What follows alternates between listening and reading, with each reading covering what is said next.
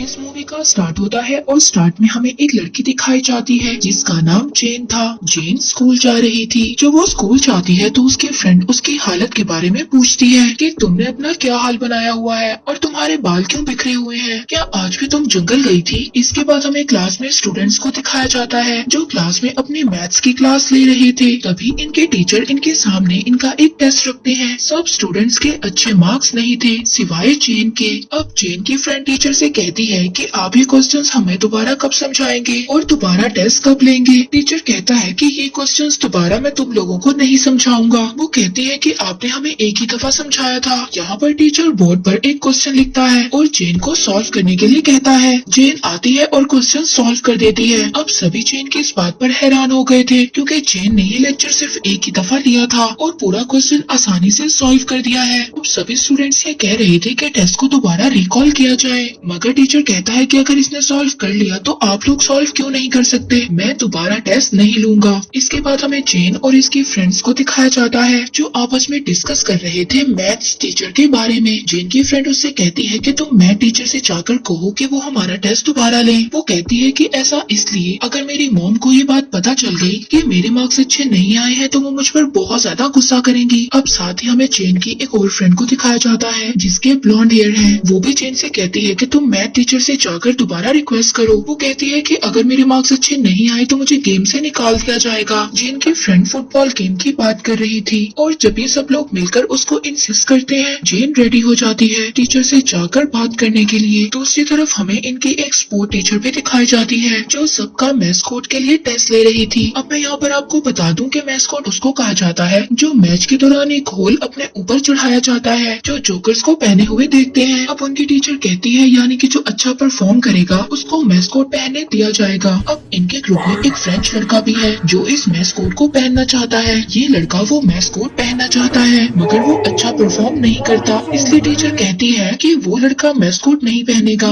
एक और लड़का अच्छा परफॉर्म करता है, उनकी टीचर कहती है कि ये लड़का मैस्कॉट पहनेगा। उस लड़के का नाम ब्रूडी। नेक्स्ट सीन में हमें जेन को दिखाया जाता है जो मैथ्स टीचर के पास दोबारा जाती है रिक्वेस्ट करने के लिए कि वो उनका टेस्ट दोबारा ले ले। उनके टीचर विंडो से बाहर देख रहे थे तो उनको ये बात पता चल गई थी कि जेन के फ्रेंड ने भेजा है उसको रिक्वेस्ट के लिए। उस रूम में हमें एक टॉय भी दिखाया जाता है जिसने हैमर पकड़ी हुई थी। पहले तो ये दोनों इस टॉय के बारे में बात करते हैं। जेन जब टीचर से कहती है कि टेस्ट को दोबारा लें तो उनको इस बात पर गुस्सा आ जाता है। वो जेन से कहते हैं कि तुम एक अच्छी स्टूडेंट हो लेकिन तुम अच्छा परफॉर्म नहीं करती, इसलिए कि तुम ये सोचती हो कि शायद तुम्हारे फ्रेंड्स बुरा ना सोचें। वो कहेंगे कि देखो ये कितना ज्यादा पढ़ती है। वो जेन से कहते हैं कि तुम 96 से ज्यादा भी मार्क्स ले सकती थी, तुम 100 मार्क्स भी ले सकती थी, तो तुमने 96 मार्क्स क्यों लिए। इसके अलावा वो जेन से कहते हैं कि तुम क्लास में नोट्स भी नहीं बनाती। जेन कहती है कि नहीं मैं नोट्स बनाती हूँ। तो टीचर उसके नोट्स चेक करते हैं लेकिन उन नोट्स में कुछ भी नहीं लिखा था। अब जेन कहती है कि मैं इसलिए नहीं बनाती कि मुझे जरूरत नहीं है, मैं क्लास में अच्छा परफॉर्म करती हूँ। वो कहते हैं कि तुम इन इडियट से ज्यादा अच्छा परफॉर्म करती हो। वो उसको समझाते हैं कि दो तरह के लोग होते हैं, एक वो इंसान जिनके पास हैमर होती है, दूसरा वो इंसान जिनके पास गिटार होता है। अब जिनके पास गिटार होता है वो तो सारा साल गिटार बजाते रहते हैं, फिर जब उन लोगों को जरूरत होती है तो वो उन लोगों से जाकर भीख मांगते हैं जिनके पास हैमर थी, क्योंकि हैमर वालों ने तो लकड़ियां काटी थी और उनसे अपनी जरूरियात को भी पूरा किया था और अच्छी अच्छी चीजें भी बना ली थी। वो जिनसे कहते हैं कि मैं चाहता हूँ कि तुम वो इंसान बनो जो हैमर पकड़ता है और अपने लिए कुछ अच्छा बनाता है। इन सब में अब वो उस पर बहुत ज्यादा गुस्सा कर रहे थे।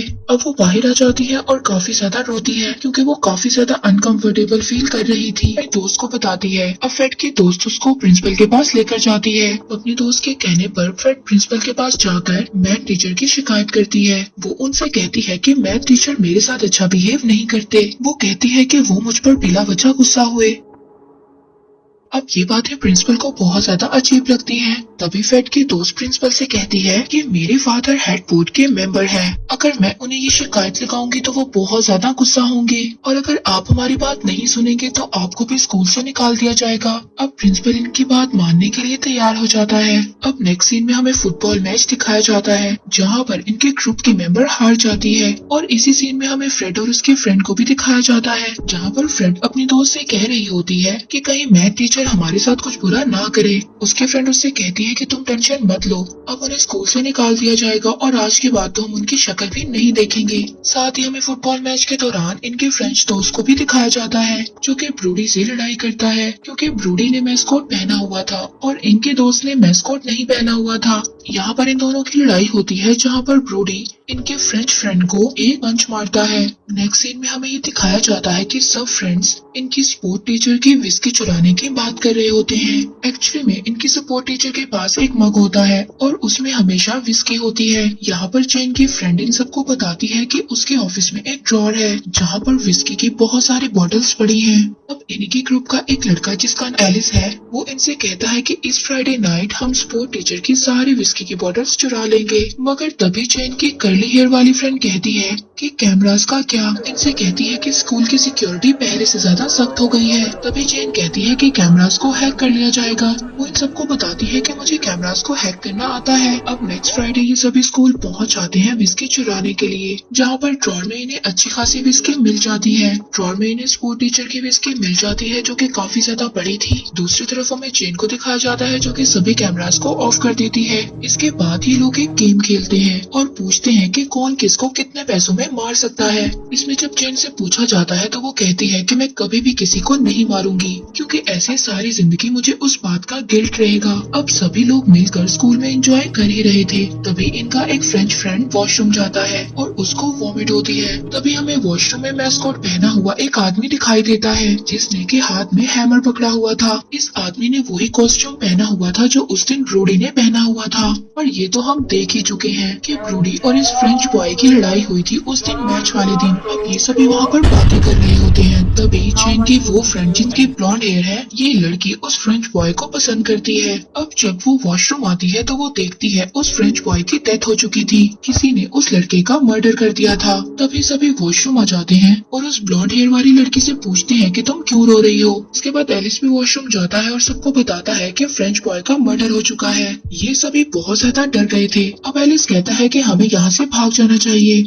तभी वो लड़के जिसके ब्लॉन्ड हेयर थे वो एलिस से कहती है कि हम ऐसे इसको छोड़कर नहीं जा सकते। पर एलिस इसको कहता है कि जिसने भी इसको मारा है वो अभी यहीं पर होगा और वो हमें भी मार सकता है, हमारा यहाँ से चले जाना जरूरी है। इसके साथ तो जो होना था वो हो गया। अब ये लोग उसको किसी तरह मनाकर वहाँ से भागने की कोशिश करते हैं। अब ये ब्लॉन्ड हेयर गर्ल सबको बताती है कि मैंने ब्रूडी को यहाँ पर देखा था और उसने वही मैस्कोट पहना हुआ था और उसी ने फ्रेंच को मारा है। वो बहुत ज्यादा गुस्से में थी और कहती है कि मैं ब्रूडी को मार दूंगी और वो साथ ही विंडो तोड़ने की कोशिश भी कर रही थी। तभी चेन उसको बताती है कि ये विंडो नहीं टूटेगी क्योंकि ये बुलेट प्रूफ है। ये सभी लोग पूरी तरह से स्कूल में फंस चुके थे क्योंकि सभी डोर्स भी बंद हो गए थे और विंडोज भी बुलेट प्रूफ थी। इन्हें कुछ भी समझ नहीं आ रही थी कि अब ये सब लोग यहाँ से बाहर कैसे जाएंगे। लेकिन ब्लॉन्ड हेयर गर्ल इन सब से कह रही थी कि जैसे ही ब्रूडी आएगा हम सब उसको मार देंगे, उससे केस ले लेंगे और हम सब इस स्कूल से बाहर चले जाएंगे। जेन इन सब से कहती है कि आज फ्राइडे नाइट है, सैटरडे को स्कूल साफ करने वाला आएगा,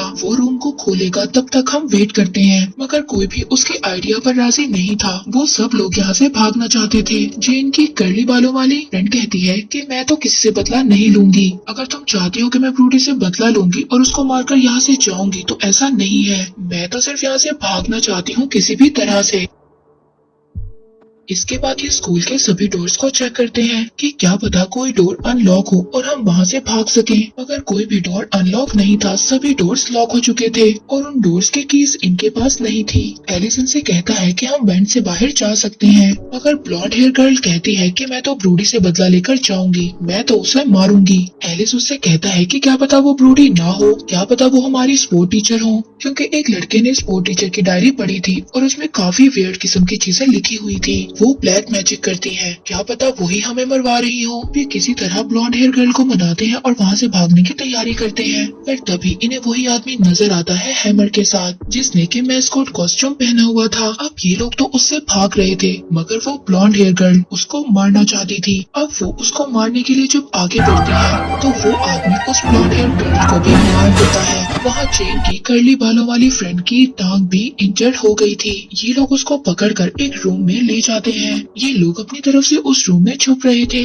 मगर वो किलर तो वहाँ भी आ गया था। अब जेन और एलिस आपस में बातें कर रहे होते हैं, तभी किलर पीछे से आकर एलिस को भी मार देता है और एलिस भी मर जाता है। एलिस के मरने के बाद जेन बहुत ज्यादा डिसहार्ट हो गई थी। अब जेन अपनी फ्रेंड को लेकर यहाँ से किसी तरह भागती है, उसको सपोर्ट करती है और किसी तरह उसको लाइब्रेरी तक ले जाती है। इसकी फ्रेंड इससे बार बार पूछ रही थी कि एलिस कहाँ पर है, लेकिन ये बार बार रोई जा रही थी। जेन की फ्रेंड ये समझ गई थी कि एलिस की भी डेथ हो चुकी है। अब उसको गुस्सा आ जाता है। वो जेन से कहती है कि ये सब तुम्हारी वजह से हुआ है, तुम ही मेरे सामने आकर हेल्पलेस बन गई थी कि मैथ टीचर मेरे साथ ये कर रहा है। कि उसको मैथ टीचर पर शक हो गया था, उसको लग रहा था कि ये सब मैथ टीचर कर रहे हैं। जेन इसको कहती है कि इसमें मेरी क्या गलती है, मैंने तो तुम्हें मना किया था कि हमें प्रिंसिपल को शिकायत नहीं करनी चाहिए, मगर तुम्ही ने मुझे कहा था कि कंप्लेन करते हैं। जेन की फ्रेंड अब काफी ज्यादा गुस्सा हो गई थी और उसने सारा ब्लेम जेन पर डाल दिया था। साथ ही वो जेन को कहती है कि तुम एक बेचारी लड़की हो और तुम कभी भी मेरे जैसी नहीं हो सकती। वो उसको कहती है कि अगर मैं ना होती तो तुम्हारा तो कोई फ्रेंड भी ना होता। उसकी बातों से उसको अंदाजा हो जाता है कि वो उससे चलती है। वो जेन को बार बार धक्का दे रही थी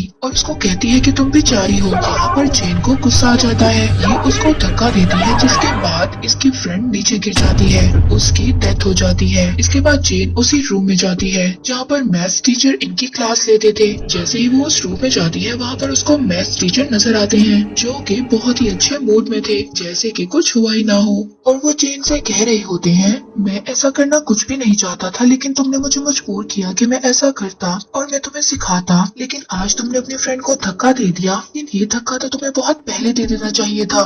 मैं चाहता था कि तुम इन लोगों से दूर रहो और अपने आप को पहचानो कि तुम कितने टैलेंटेड हो। मैं हमेशा से तुम्हें कहता आया हूँ कि तुम टैलेंटेड हो, इन लोगों से दूर रहो। वो कहता है कि आज तुमने हैमर पकड़ी है और मैं हमेशा चाहता था कि तुम इस हैमर को पकड़ो। इसके बाद वो ड्रॉअर से कुछ चीजें ढूंढने लगते हैं और ड्रॉअर से एक पेंसिल निकालते हैं। वो कहते हैं कि उस दिन तुमसे ये पेंसिल गिर गई थी, ये वही पेंसिल है और आज मैं तुम्हें ये दे रहा हूँ। अब तुम अपनी कदर करो और अपने अंदर के टैलेंट को पहचानो। जेन अब जब ये पेंसिल पकड़ रही होती है, तभी वो इस पेंसिल से उस पर अटैक कर देती है और कीस लेकर वहाँ से भाग जाती है। यानी कि कीस से स्कूल का डोर ओपन कर बाहर चली जाती है। बाहर उसके मोबाइल के सिग्नल आ रहे थे। वो कॉल करने लगती है हेल्प के लिए, मगर वही पीछे से टीचर आ जाते हैं और उसको मारने की कोशिश करते हैं, मगर ये उनसे बचकर भाग जाती है और जंगल में पहुंचकर एक दरख्त पर चढ़कर बैठ जाती है। पर तभी जब ये टीचर उसको ढूंढने जंगल में जाते हैं, तो उस दरख्त की शाख टूट जाती है और ये नीचे उसी टीचर के पास गिर जाती है। इसने वो पेंसिल उस टीचर की आंख में मारी थी, इसीलिए उस टीचर की आंख जख्मी थी। अब ये दोबारा से उसकी उसी आंख पर मारती है और फौरन से हैमर पकड़कर उसका मर्डर कर देती है। लास्ट सीन में हमें ब्रूडी को दिखाया जाता है और अपनी कार का शीशा नीचे करता है और देखता है। तभी वहाँ पर हमें दो और आदमी भी दिखाए जाते हैं, जो देखते हैं कि जेन हैमर पकड़े हुए जंगल से आ रही है। और इसी के साथ ये मूवी यहीं पर एंड हो जाती है।